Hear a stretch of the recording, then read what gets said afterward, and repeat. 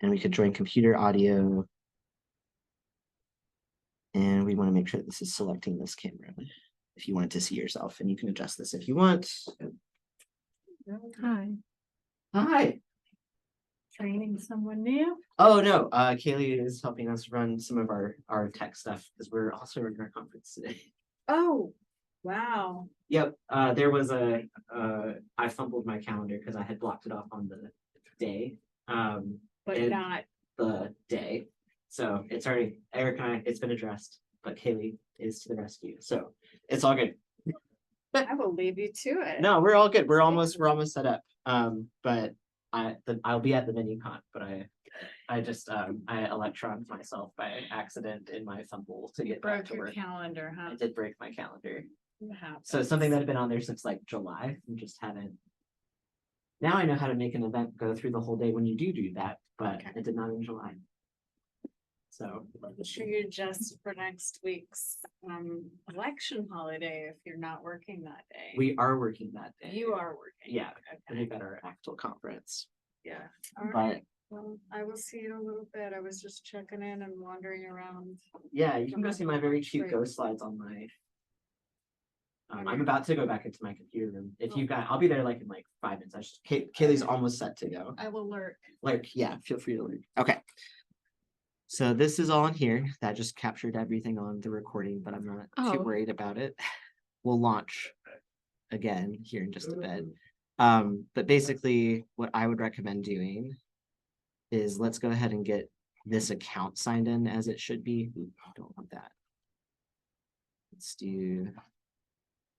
Do I need to have the camera on? You do not need to have the camera on. I just wanted to make sure it was all working. Yeah. Stop trying to tell me what I am. I think helping Kaylee. Yeah. Appreciate that. Should be fun. So. Okay, it was like, get that money. Yeah.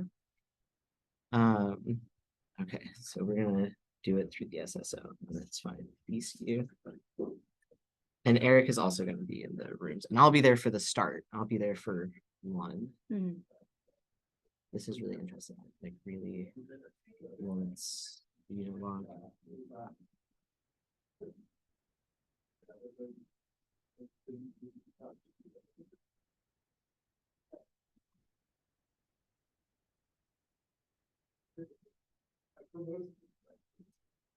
Workshop.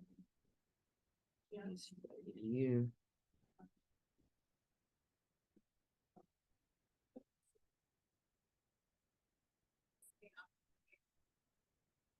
Use another account. We'll do it this way. This is fine. Amazing, incredible, beautiful. All right, I'm gonna sign you out. Yeah. We're gonna say goodbye.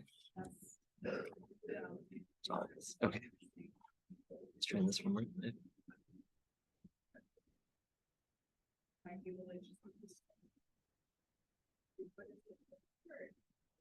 There we go.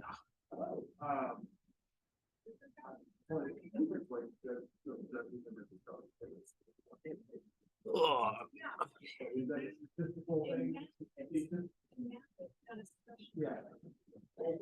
And then this should go. Confirm. So we're not even going to pretend like you had a baby again. You were just the workshop. All right. We'll hit stop video.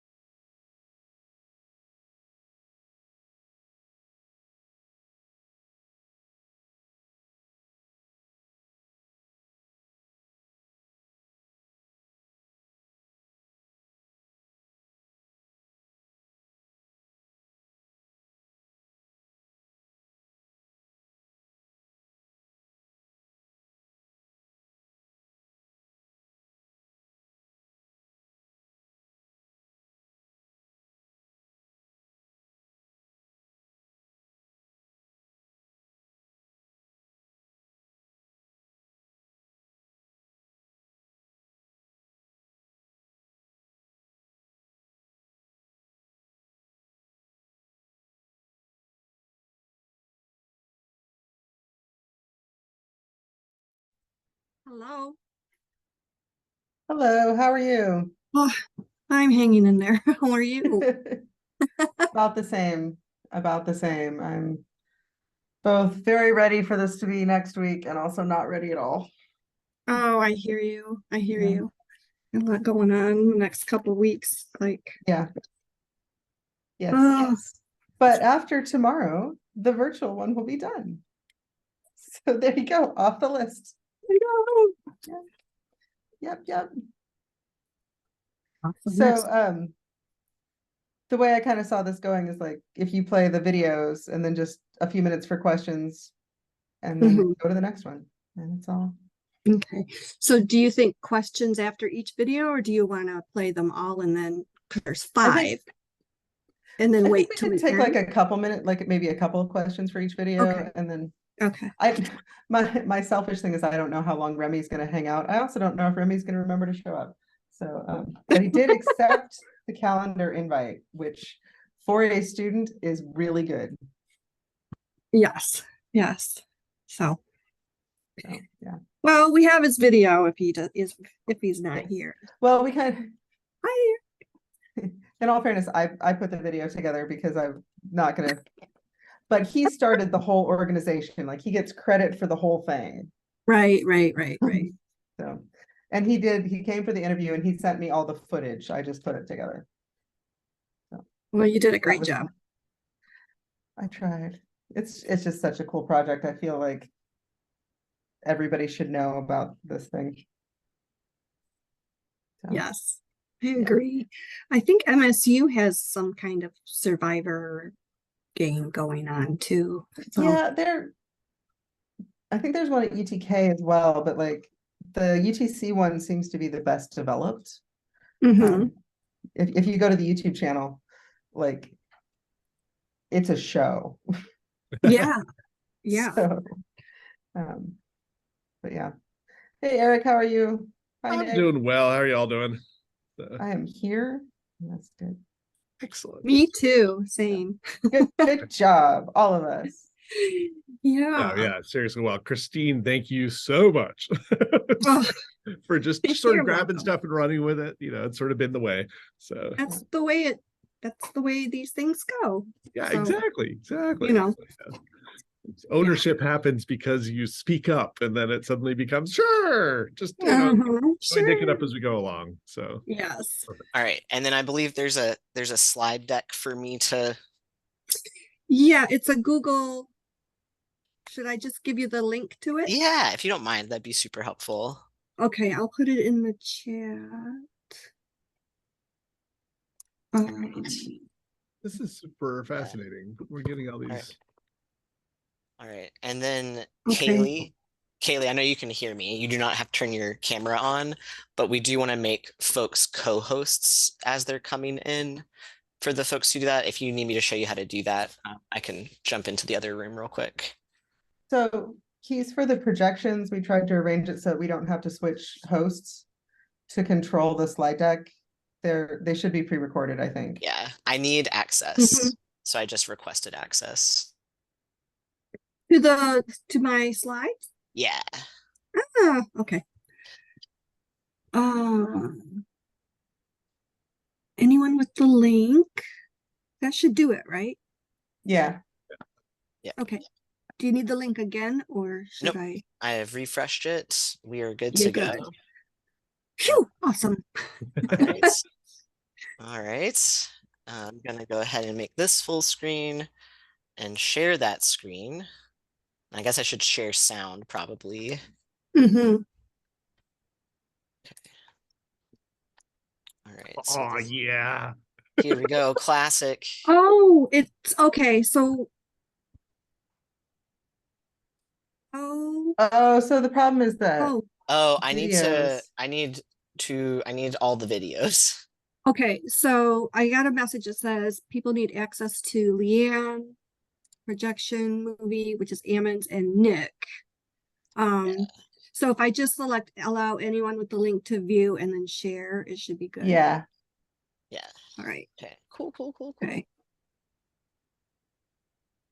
This is my first time doing like putting videos in We're doing slides. No. So, If it makes you feel better, this is like half my job is explaining to comm students why people can't see stuff in their Google site. yeah, I feel like that's half of my, maybe Yeah. even 2/3. Yeah. Yeah.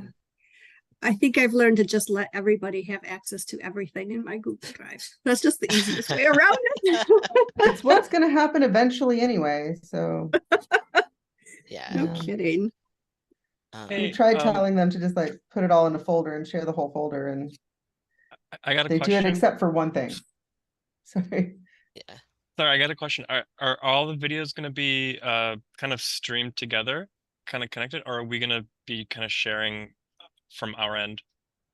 I think you So- probably talked about that already, but They're on the slide, so they'll all be streamed. Okay. Keys will handle the streaming of them. He'll be the driver. I'm Nick Aponte, the Emerging Technologies Librarian. Yep, Hello, I can everyone. hear it. I'm Nick Aponte, yeah, I could hear too. the Emerging Technologies. Great. Perfect. Amazing. Okay, so I think are people co-hosts who need to be co-hosts? Let me check. Eric, Karen. Emily needs to be, Nick, Ammon, Leanne. Is that 5 of them? Yeah. Michael. Is Michael in there? Michael Standard needs to be co-host. Yeah. So Kaylee has like a full list, but I just wanted to make sure that people were getting co-host permissions or if I needed to go check in the room real quick. Okay. Well, on the participant list, it doesn't say co-host next to some of their names. Okay, So I'm maybe just she gonna just go hasn't double done it check. yet. Yeah, I'm Okay. gonna just go check and then we should be good. Okay. Okay.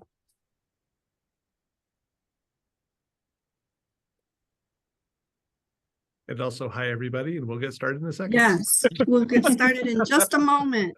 Thank you for joining us.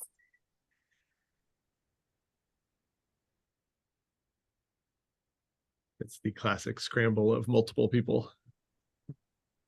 This is also my first time presenting at a conference, so Well, thanks guys.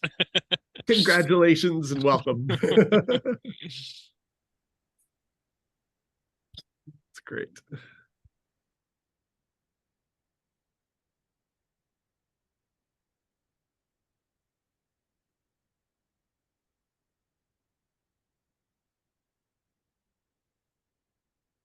If we're now co-host, should we just be admitting people? Would that help? Yeah, they'll All right. And do that.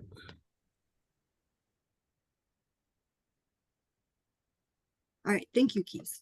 I didn't realize I was muted there. Okay, so we're gonna go ahead and get started then. Can you go back to the beginning slide for me? Yes. All right, so welcome everyone to the 2023 ACTAL virtual conference. This is our welcome and our projection session. So before we get started, next slide, please. Thanks.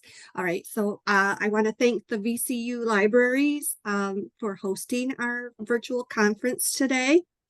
Thank you especially to Eric Johnson and for Oscar Keys, kind of wrangling all these last minute details, putting it all together. I also want to thank the session planning committee members, Emily, Hannah, Scott, Lynn, Lauren, and Amanda. I don't know if they're all here or not, but if you are, thank you and thank them. Just some quick housekeeping before we get ready.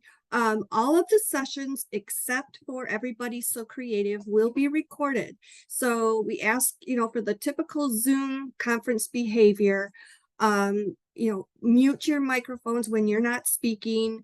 You can join the conversation and ask questions by either raising your hand or typing in the chat. And then we did say in the program description for each of the roundtable sessions that there would be notes that would be shared after. So I have created a Google folder that has a Google Doc for each roundtable session, and we'll share the links to those documents in the chat in the session, in the relevant session. And then anybody can edit those notes. So feel free to help the presenter out, the facilitator out in taking notes. Only the notes for Everybody's So Creative, though, will remain anonymous. Everything else is fair game. And then just real quick, I hope that you'll join us tomorrow for our Welcome Plus TechSmith presentation. TechSmith has agreed to sponsor us, and they are going to give us a discount code for some of their products. And so we'd really love for a good turnout of people to be there, support them as they support us. So with that, we're going to go ahead and start with the projections. So these are pre-recorded videos, shorter videos. We're just going to run through, we'll run through each one, and then maybe if we have time, take one or two questions at the end of each video. But we're on a tight time frame. We need to be done by 1:30. So we may not have a lot of time for questions, but we'll give it our best shot. All right, and with that, Keys, you go ahead and start the projections. Hello, everyone. I'm Nick Aponte, the Emerging Technologies Librarian at the University of Miami. And I'm here to share Sound Advice, audio booth spaces as a community resource. Today, we'll explore the vital role of audio production booths in academic institutions. Audio production booths are small soundproof rooms designed for audio and video production. These booths are constructed with acoustically treated materials like soundproof foam. They come in various sizes, available as portable or stationary models, and serve as quiet, private work or study spaces. Audio booths can provide access to high-quality audio equipment and recording spaces. If accessible, they can support local podcasters, musicians, and content creators in realizing their creative vision. Institutions may also offer workshops and consultations on equipment and software usage. By doing this, we help nurture and develop local talent. Audio booths in academic institutions offer numerous benefits to the community. They foster creativity and artistic expression, providing a space for individuals to create and innovate. They play a pivotal role in local talent development. They contribute to education and skill development. They aid in storytelling and documentation. They promote accessibility and inclusivity. They encourage collaboration among community members. These audio booths can be utilized by a wide range of users, including students, music producers, local musicians, and more.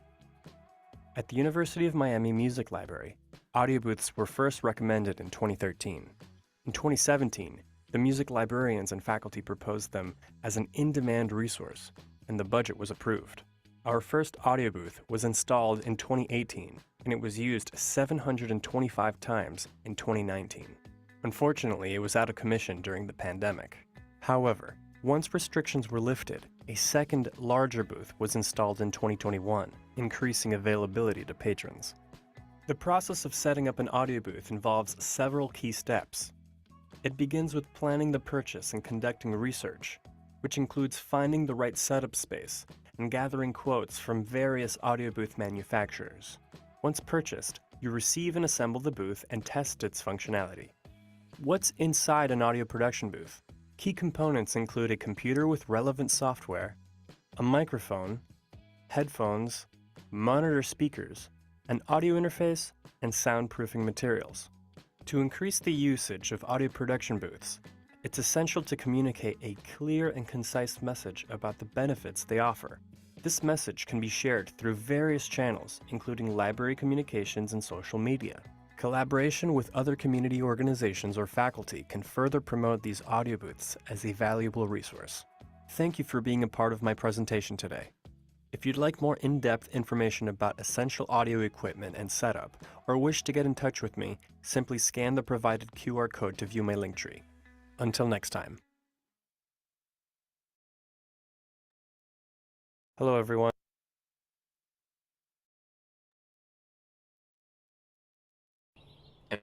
This will be unlike anything you've ever experienced. All 18 of you have been very carefully selected to come compete in a game of Survivor. A game of extreme physicality, social skills, strategy, betrayal. So it started with me we went snowboarding one Christmas break and I had an injury, and if you know me, I'm a very active person, and so I was trying to find ways so that I could stay active, so I decided to just make all my friends be active, and I created this game, asked them if they wanted to play it, and they all were down, and so we did it, had a great time, and so I just didn't really see a reason to stop, so I just kept going, opening it up to other students on campus, and we've been doing it ever since. What I think about when I make a challenge is mainly just flashing back to my life and different like backyard type games that I've played, like either at church camp or in PE class in school. Really just things that you wouldn't do in any other setting is what I try to do with the challenges, just so that they get a different, unique kind of experience.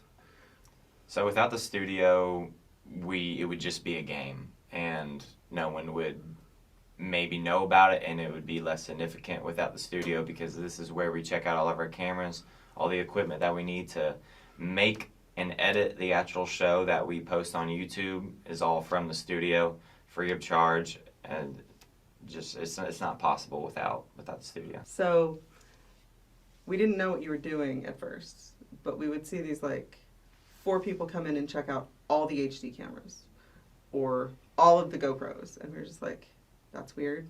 But it was second pandemic semester, spring 2021, and we were like, okay, well, at least they're coming in, so we're happy. And the ingeniousness of the way you design these things is that you butt up right against the rules, but you're still adhering to the spirit of the rule, so that no one gets hurt. So if you had what, like blood once, maybe twice? Twice. Yeah, no one gets hurt, no one gets mad, no one gets upset. I have been only honest in this game to the people that I committed to. The only lie that I believe that I've told, I'm confident the only lie that I've told was to Eli. Yeah, but what I also love about it from the studio side is that this is completely student generated. No one in the studio had this idea, no one on campus had this idea. It's just a bunch of people who decided they were going to do a thing, and now you're on you finished season 3. Yeah, finished. And you're going to do season 4. Yeah, heading into 4. But like, people just keep coming forward, and it's like, I love Survivor, or I love competition, I have free time.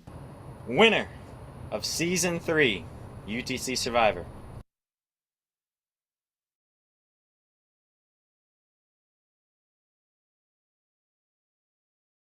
Hi, my name's Leanne, and I'm the Digital Engagement Librarian at Indiana University. Today I'm going to tell you about our In the Margins project at our library makerspace. In the Margins is a small collection of books that students can borrow, and they are encouraged to write in the margins, underline their favorite passages, dog-ear pages, and add drawings. All the fun things that are highly discouraged when it comes to library books. When my colleague Jackie and I started this project, we had a few goals in mind, but we knew going in that this was going to be an experiment. We hoped the collection would encourage students to express their creativity, actively engage with books, and feel a sense of community. We were inspired by projects like Dear Data, the Sketchbook Project, and Post Secret, and we opted not to have a checkout process to keep everything anonymous. We received about $1,000 in grant funding to purchase books, and we solicited recommendations at outreach events and through a suggestion box. Over the summer, we worked out details of the project, including how to differentiate it from our library collections. We shared our idea with our colleagues, and fortunately, no one panicked when we told them we were asking students to write in books. We clearly separated the books from other collections and labeled them. Each book has an instruction label on the inside cover, a stamp that says "Write in this book," and a happy face sticker on the spine. We set up the collection in September, and so far, students have been very excited. Honestly, they're so excited that we wonder if they know that our library has literally millions of books that they can check out for free anytime. But maybe that's a conversation for another time. We currently have 83 books in the collection, and we continue to receive recommendations in our suggestion box. Now that a couple months have passed, we've seen many books come and go, but mostly just go. There's only a few titles left, and we've stopped buying new books with the hope that maybe some will reappear at the end of the semester. In the spring, we will likely create some kind of checkout process. At the moment, the whole thing feels a little bit like a failure, but if the final outcome is that students get free books, then I guess that's not such a bad thing.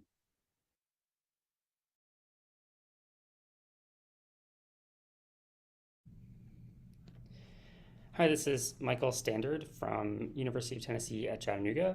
I'm going to talk about a workshop that I do on audio production and recording in DAWs, digital audio workstations.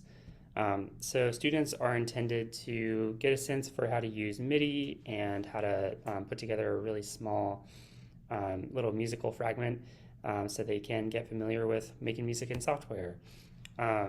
A DAW is it stands for Digital Audio Workstation.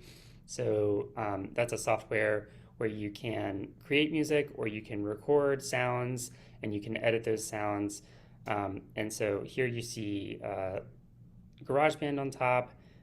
There is Ableton, there's Audacity here, and these are all really, really fun softwares to use. So my particular workshop has the students create a melody which comes from the letters in their name. And so this is a melody that I created using my name. And so I also step through this process with the students. For the particular song that they're making, it has to be in 4/4. It has to have a melody, a loop, and a drum track, which means they have 3 total tracks. And it can be in any genre. And so this kind of comes from the loop and the drum style. So here's the example that comes from my name.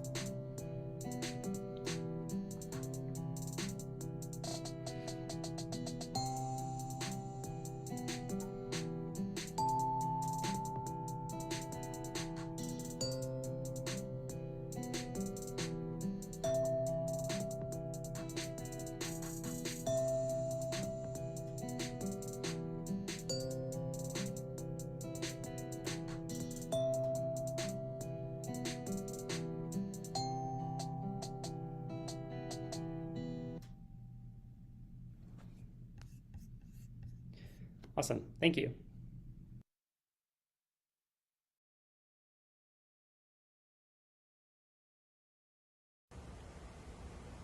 Hey everyone, this is Ammon Shepard from the University of Virginia, and I'm in the Scholars Lab Makerspace, and I will show you the 5 Ps of our Scholars Lab Makerspace. Here we are entering into our makerspace we affectionately call the Tinker Tank. I'm repurposing a poster I used for ISAM a couple weeks ago. The 5 Ps of the Scholars Lab Makerspace are prototype, project, presentation, preservation, and partnership. In our makerspace, we allow for making prototypes. Some other examples are a steampunk themed arm cuff, mock-ups for our pinball machine that we are making later. Projects.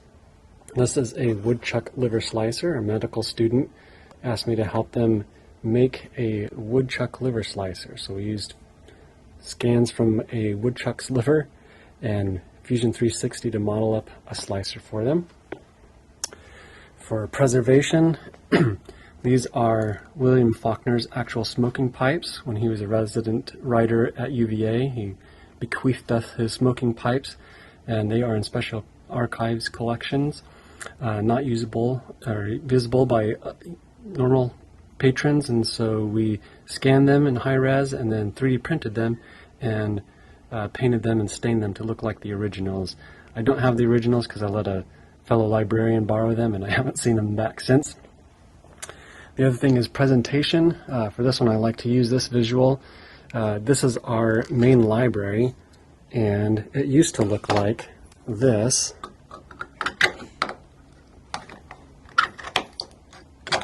but it is under renovation. And so what they've done is they've taken out this part, poop, and they've put in, or almost completed, building a new modern section.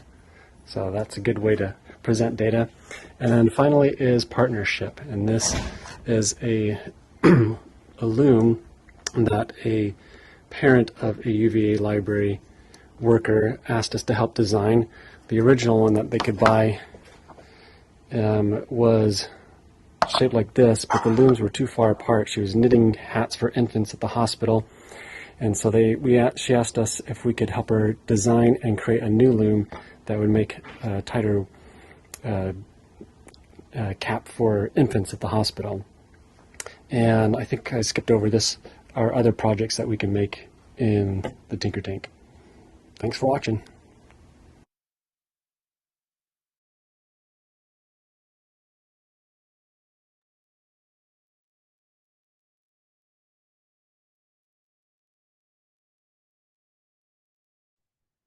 So do we have any questions? Yeah, I see Eric's thing, woodchuck liver slicer. Ammon, are you here? What is a woodchuck liver slicer?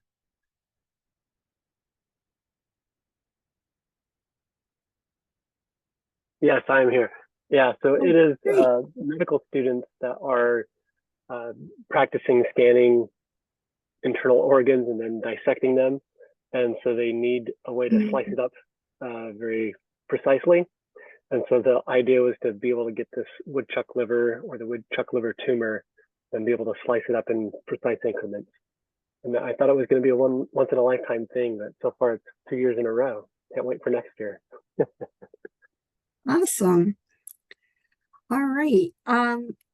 Anyone else have questions? You can put them in the chat or you can unmute and ask. Sarah has a question in chat. One of our nursing faculty members made tracheotomy models that explode when you cut into them using 3D printed tracheas. Oh, it's just a comment. Okay. I saw the question mark, so I just assumed it was a question. Oh, okay. So Jamie does have a question. Does the need for recording equipment for the Survivor games negatively impact the availability of equipment for other projects? So I wouldn't say so yet. We are fortunate to be very well funded, and the way that it runs, because it runs second semester in the spring, we don't have as much competition for equipment, but we kind of like don't no, it has never really been a problem to my knowledge, and Sarah and Michael can correct me, but the big competition they have for some of their equipment would be the national certification teachers stuff, and it runs at a different time. So like usually EdTPA is done by the time UT Survivor really gets going. And so Lisa, we have 3 GoPros, 3 DJI Osmos. We have, I think, a total of 6 HD camcorder kits, although 1 is down right now. We are really very lucky in the amount of equipment that we have. And we have stuff that's available for reserve and not reserve. And I know Remy's here because I was chatting with him on his phone, but they take really good care of the equipment. Like they more than any of other students, UTC Survivor mostly returns stuff on time and in good shape. So yeah, we don't worry about it. Remy, do you think we have enough cameras?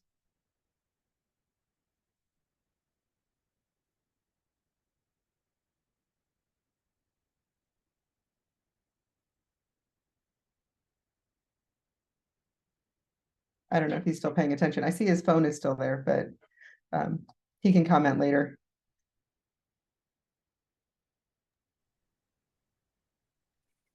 Yeah, and there are a lot of comments about the DAWs and the yeah. So I think people really like that idea. Oh, Remington says he can't unmute himself. That's okay. That's okay. All right, any other, we have a few minutes. Any other questions or comments or takeaways you'd like to share?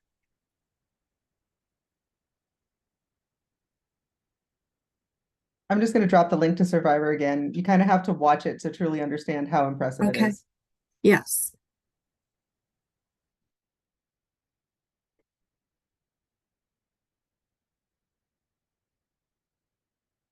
Thanks, Remy. We like you guys too. We've got a question actually for Leanne about the marginalia. Like, I'm sorry if you said it in the video, but do you have the ability to get more books for the next time around? Yeah, I still have a little bit of money left, and I was like, I'm gonna wait and see if anything comes back first.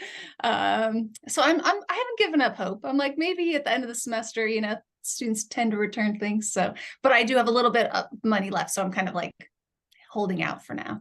Yeah, I mean, I just love that because way back when we first set up our space, we had talked about having a collection, and then sort of never really went that route, like a book collection, and we'd never really gone that route. And I kind of love this like actual interactive type approach to it. That's really cool. I love the idea too. It didn't work the way I wanted it to, but who knows? Maybe next year I'll be presenting about the wild success that this turned into. We'll see. Okay, we have a question from Lisa. How do you handle the licensing for Ableton? I think that might be a Michael question. Emily can talk about this. She has made this purchase kind of on an ongoing basis, specifically for the studio here at UTC. But I just know it's very expensive, and we can only keep it on a few devices. So we kind of have those devices, labeled that that's what they're for, and that's and if students want to work on that, we kind of guide them to using those specific computers. But Emily probably has some other thoughts about it. Yeah, basically we buy 3 licenses and we put one in our audio production suite. And then we have 2 audio production computers that are out in our main lab, and they have signs on them. And so if somebody's sitting at the Mac audio workstation, when somebody else needs to use Ableton, we will ask the person who's using Premiere to move to any of the other computers, which is all of them that has Premiere. But we just have 3. It's kind of a specialty software. So it's kind of one of those, if they're into it, they'll ask, and everybody else is just like, all right, good to know. And then they're not interested. They're in GarageBand or Audacity or Audition, or we do the same thing with Logic. Logic is only on 2 computers as well. But yeah, it's been working okay so far. We do not have drones, Ken. We have DJI Osmo Pockets. I'm sorry, I should have been more precise. It's a camera that's about this big, that's on a gimbal, and you can plug it into your phone, and it takes up to 4K footage with a screen that's like this big. But it's beloved of Survivor, and like ROTC really likes to take it when they're going out on their runs because it has a really good gimbal on it. And they're cute. They cost like $500. I think they're still selling them. They may have stopped, but they're fun.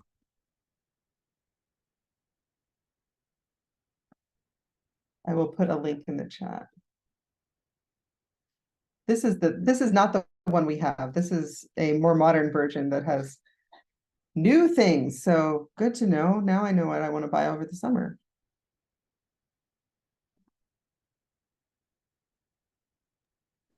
Okay, we have 1 minute left. Any last minute comments? Quick question.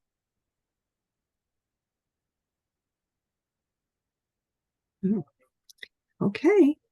All right. Well, thank you all for attending and participating in our projection session. Success. We did it. So I'm going to let you go so you can go to your next roundtable session. We have 2 happening at 1:35, the vital role of sustainability in makerspaces, and everybody's so creative. So hope to see you at one or both of those. All right. Bye.